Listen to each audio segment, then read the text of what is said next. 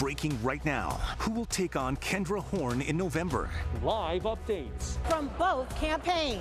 The Oklahoma County Sheriff's race heats up. I'll have late-breaking results. You're watching live team coverage of Commitment 2020.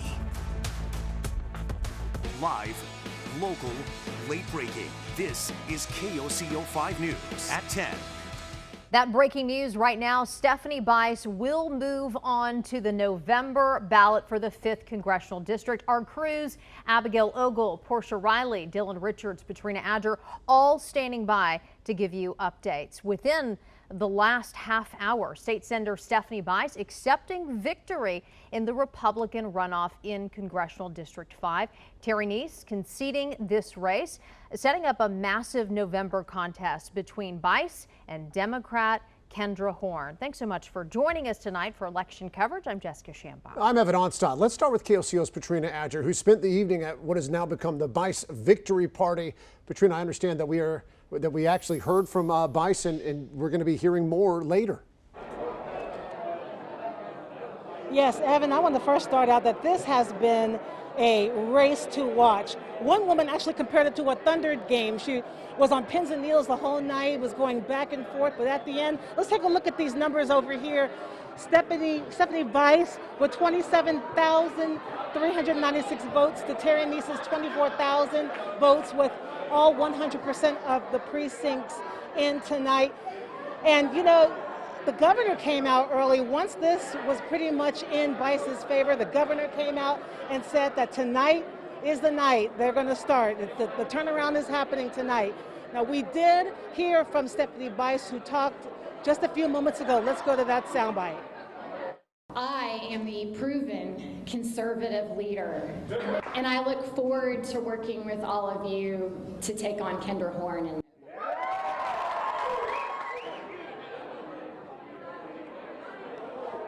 Now, Stephanie Bice says it is very important that all supporters join her in making sure that she defends Kendra Horn in November. She said it's very important that this does not stop tonight. They're going to celebrate tonight, of course, and then tomorrow it's back on the campaign trail to make sure that they secure that District 5 seat. And she said they need the supporters, of course, to all come together to do that. We're going to hear from Stephanie Bice in a little bit, but for now, reporting live, Patrina Adger, KOCO 5 News. Back to you. All right, Patrina, thanks very much. And Bice's opponent, Terry Neese, she threw her support behind the Republican winner tonight.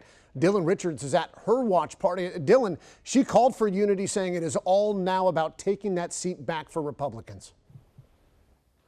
She did. She walked in here after after it was very obvious that she was going to lose this race. She told a crowd of supporters and reporters who were gathered here that she had called State Senator Stephanie Bice to concede this race. And like I said, she talked about party unity. They were really neck and neck all night as the votes started to come in, sometimes within 5 to 10 votes as all of those precincts started to report. But once the suburbs around Oklahoma City started to report later in the evening, that's when State Senator Stephanie Bice started to open up that lead. Again, though, in that concession speech, Terry Neese said she is not done yet, that we haven't seen the last of her, but had this to say about unity. We have to have a unified party. And I will do everything I can to make sure we do have a unified party, because we must elect Donald Trump and we must elect Stephanie Bice to take over CD5.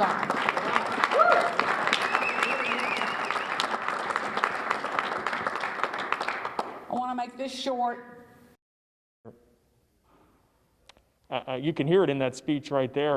Republicans want this seat back after that shocking upset by Kendra Horn 2 years ago. This race rated as a toss-up right now, and Republicans and Democrats, their national committees, both want this seat come November. So we'll be watching it very, very closely in the next couple of months. In Oklahoma City, Dylan Richards, KOCO 5 News. Back to you. Yeah, all eyes on that race. Dylan, thank you. And a historic night for Oklahoma County. We now know voters will elect the first ever black sheriff in the county. KOCO's Portia Riley continuing our coverage tonight. Portia, This was a tough night for current Sheriff P.D. Taylor, who will not be back in that role.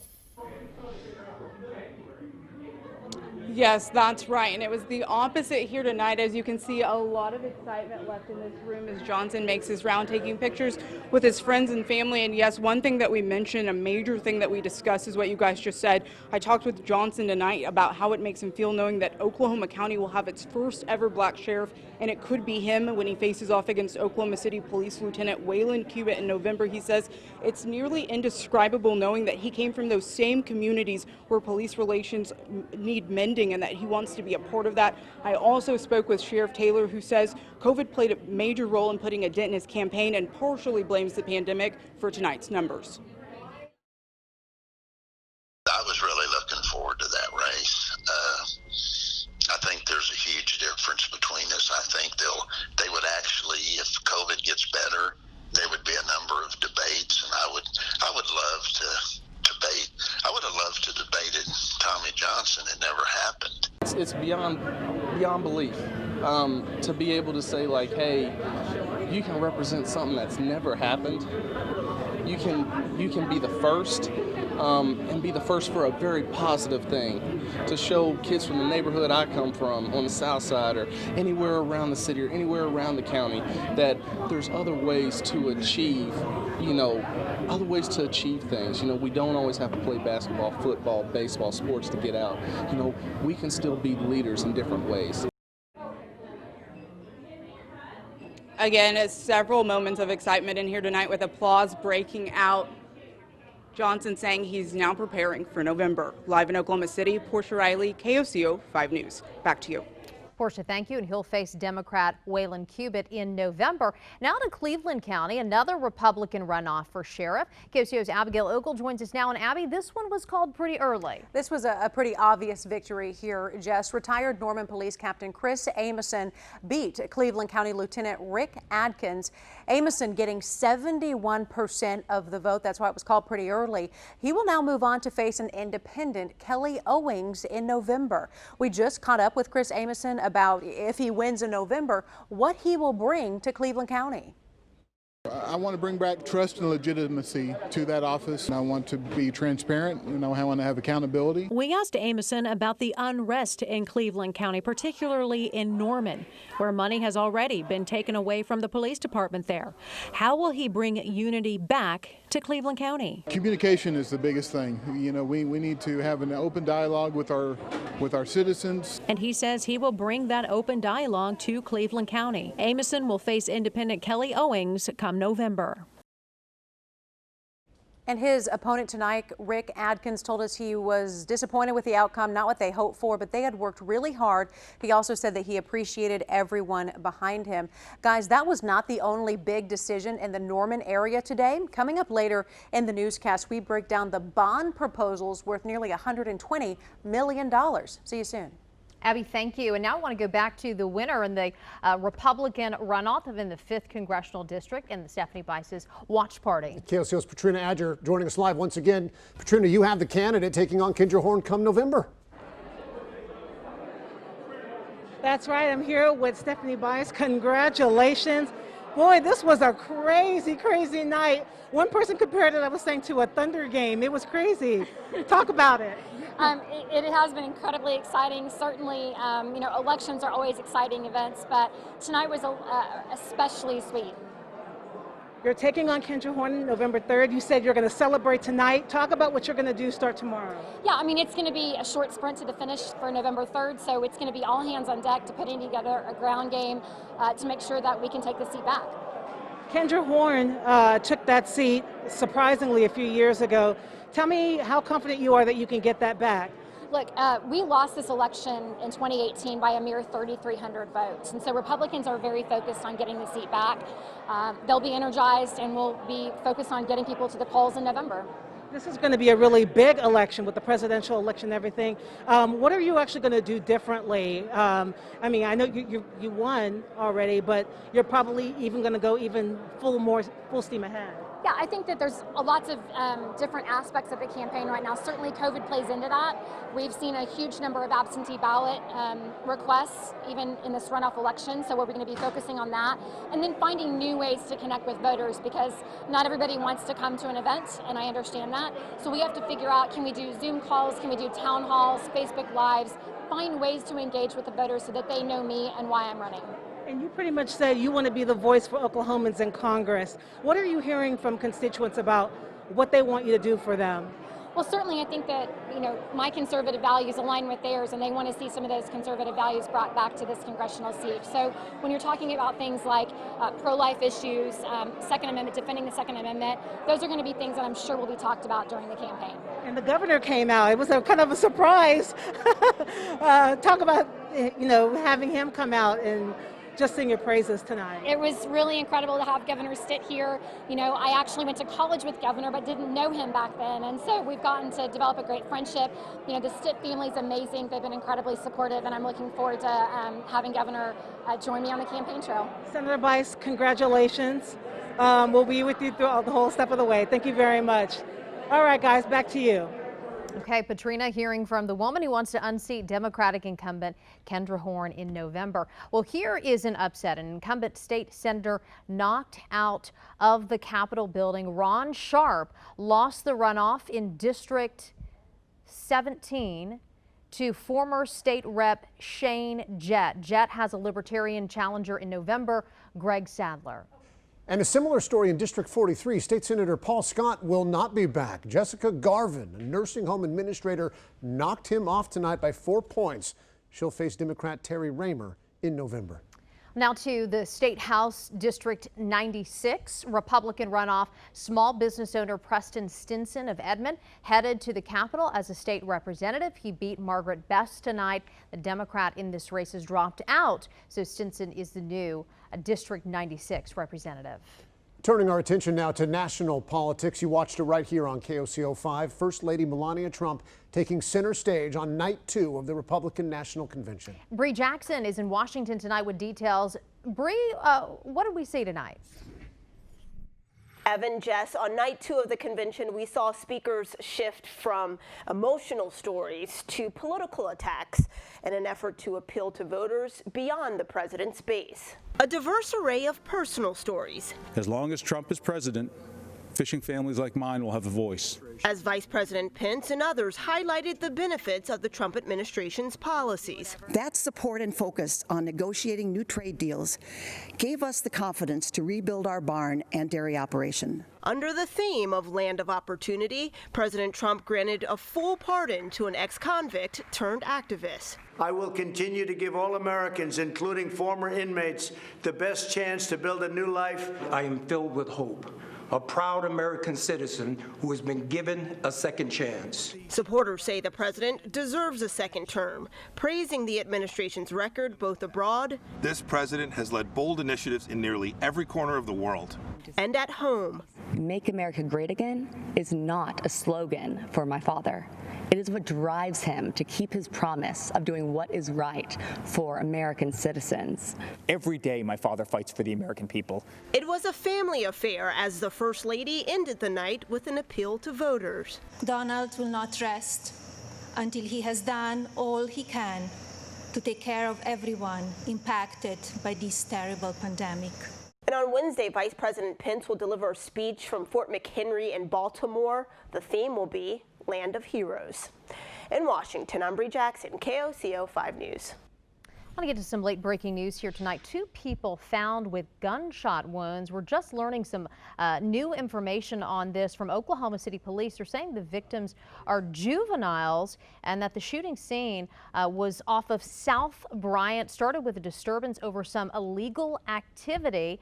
They say that the juveniles actually ran to their mom after they were shot. The mom took them to the hospital. We understand that the injuries are not considered to be life-threatening. Oklahoma City Police tell us that Highway Patrol stopped a vehicle that was speeding near Northwest 10th and I-44 just after 9 o'clock.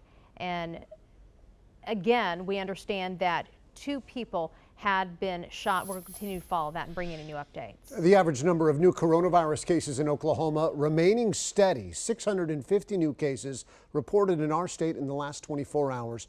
However, 14 new virus-related deaths are also being reported today. That brings our state's death toll to 744 people lost to the virus. Hospitalizations decreasing today to 533. Millions of dollars on the line in Norman tonight. The votes are in. Where your money is going and what was voted down coming up. And we have a busy next 10 days to get through. The rain chances now expected to spread this way off of Hurricane Laura, and not 1 but 2 fronts bringing in a taste of fall weather into the state.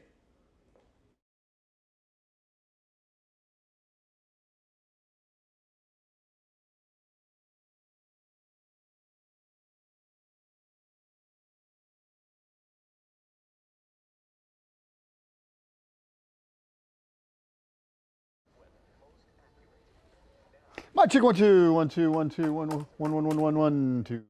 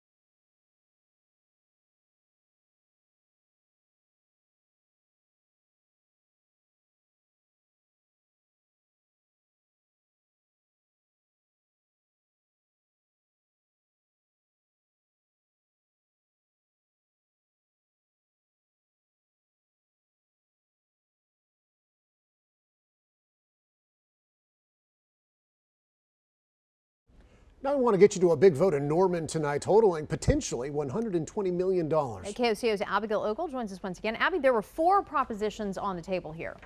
The city referred to this as Go Norman 2020. Like you said, there were 4 separate propositions, all to complete quality of life projects, tackle homelessness there, renovate public facilities, and help small businesses. But Norman voters said no to all 4.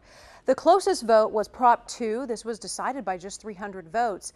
This proposition would have provided $5 million to help fight homelessness there and build facilities. Now, just in, the city manager said they are disappointed. All 4 of these were voted down, but says that they will press on with their mission to provide the best quality of life and safety for Norman residents, adding they will move forward with projects that they do have the money for. Back to you, Damon. Here it is right now, 10:31 on this Tuesday night. Brand new update with Hurricane Laura. Now winds of 90 miles per hour. Center of circulation right in the middle of the Gulf of Mexico. This is a fast moving storm and will make landfall late tomorrow night, very close to Beaumont as a strong hurricane. How about winds 120 miles per hour? That's a Category 3 hurricane. Fast moving storm will bring it up in towards Arkansas by Thursday night as a tropical storm with winds of 45 miles per hour. And while the center of circulation will be over Arkansas, we're still going to at least have some impacts in Oklahoma in the form of some heavy rain. So here's the latest with Laura. Look at that well-defined eye wall. It's going to move right over Beaumont by late tomorrow night, going into early Thursday morning.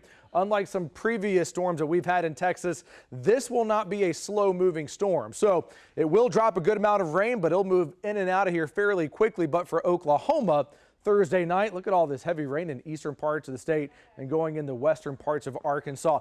Not a big rain threat for central or western Oklahoma, but the storm is still going to at least keep a rain chance in the forecast. In the meantime, lows tonight, 60s to about 70 degrees. Tomorrow, it is going to be yet another typical August day. What does typical look like this time of the year? How about a high temperature of 92 degrees? That is average. Morning low, average. Afternoon high, average. So 92 in Oklahoma City, mid-90s in western Oklahoma. Cannot rule out a few pop-up storms and an increasing humid atmosphere for tomorrow afternoon out across the southeast. Holdenville up towards Seminole. We'll watch it closely for you, but as of right now, most of the storms will stay just a few miles east of us. So in the meantime, as we go into the next few days, big story for us, not one, but two cold fronts. The first front that moves in, it's not going to drop our temperatures a whole lot, but it will take us out of the mid-90s down to 90 degrees for Friday and Saturday. Front number 2 that we are still watching closely, expected to move in here as we go into early next week. One that will likely bring in temperatures in the 70s and 80s. More thunderstorms. We are in a very stormy weather pattern, one that has an above average rain chance outlook to it and below average temperatures. Still watching closely for early next week for morning lows down into the 50s. So a few storms on Wednesday and Thursday. Most of those are going to stay well east of I-35. Scattered storms for Saturday and Sunday. Temperatures in the lower 90s, but front number 2 that we're watching right now moving in Monday, going into Tuesday and Wednesday. Here's that chance for a few strong storms and highs in the 80s, lows down to around 60 and a few areas into the 50s. And you're up to date with the latest First Alert forecast. Thanks, Damon. Oklahomans headed to help as Hurricane Laura creeps close to shore. The Louisiana governor tweeted this picture today, thanking Oklahoma Emergency Management for sending a team down south. And as Damon keeps track of the storm here in the studio, stations along the Gulf are bracing for impact. Yeah, Travers Mackel with our sister station in New Orleans reporting for us tonight. Travers. We are in Terrebonne Parish, which is about an hour and a half southwest of the city of New Orleans. And even though Hurricane Laura is expected to make landfall near the Louisiana-Texas state line, there's still a threat for this community. The reason why, it touches the Gulf of Mexico and it's very low lying. So therefore, they could still get storm surge and heavy winds from this storm when it makes landfall sometime tomorrow night. Now take a look at this video. This is a close-knit fishing community. Everybody knows everybody else. Also, this area supplies a lot of the seafood that everybody eats across the country. Therefore, that is why it's so important. But once again, low-lying areas like this, about 90 minutes outside of New Orleans, there is still a threat. Even though the storm isn't expected to make landfall here, for tidal surge and heavy winds, and they feel like it could do damage, especially to those in the fishing community. Everybody here hopes that's not going to be the case. For now, reporting about 90 minutes outside New Orleans, I'm Travers Mackel, KOCO 5 News. We got enormous news tonight on the status for Russell Westbrook. Is he in or out for Game 5? Plus tailgating news for OU football. Next, KOCO 5 Sports.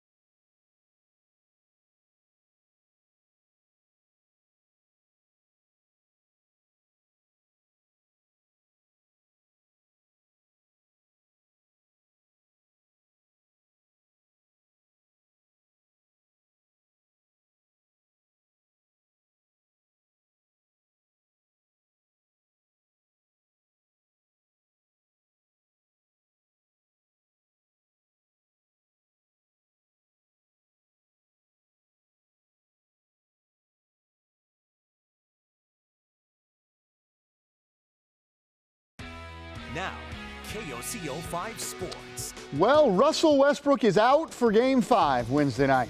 You know this, he hadn't played in the series.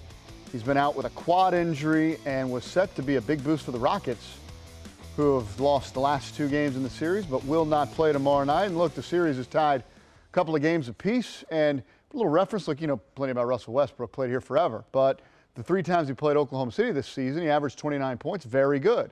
But the Thunder won 2 of the 3 games, so it's not like you just plug him in and all of a sudden the Houston Rockets go on to beat Oklahoma City. It's not the case.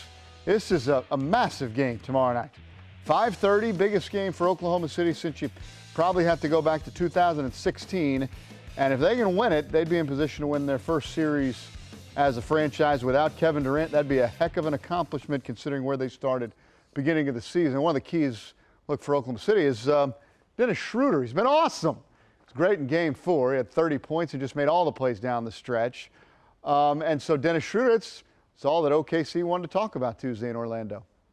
With Dennis, when he comes in, it just injects a different kind of life into our team. And I think a lot of it's got to do with his mentality as a player, his competitiveness as a player. I think we have a collect group of guys on our team that have played a bunch of games in the fourth and a bunch of meaningful games and know how to play and make plays in those moments and in that quarter.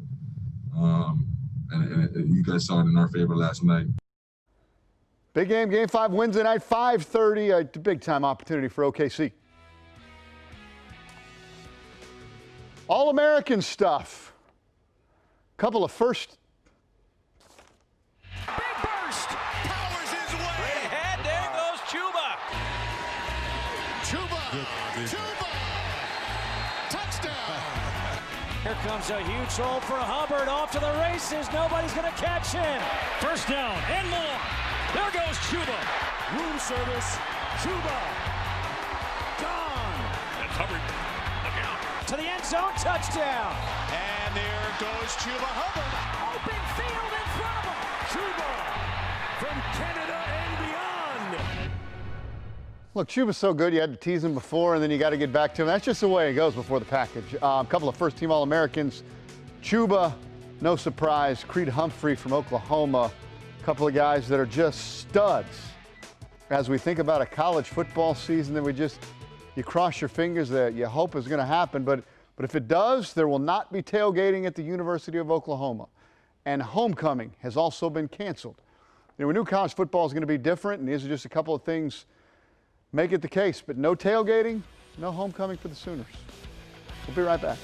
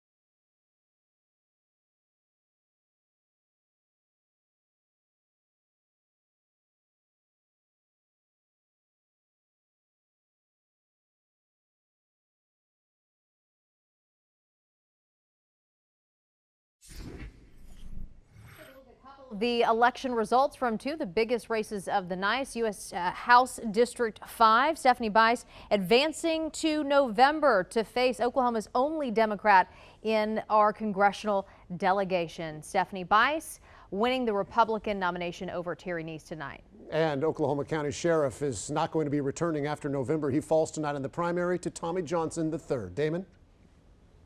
And yeah, big story over the next couple of days. Watching the tropic scatter storms likely east of I-35. We'll have an update tomorrow morning. Meteorologist Jonathan Condor's in. Okay, and the latest election results in the morning as well and on the KOCO app. Take care.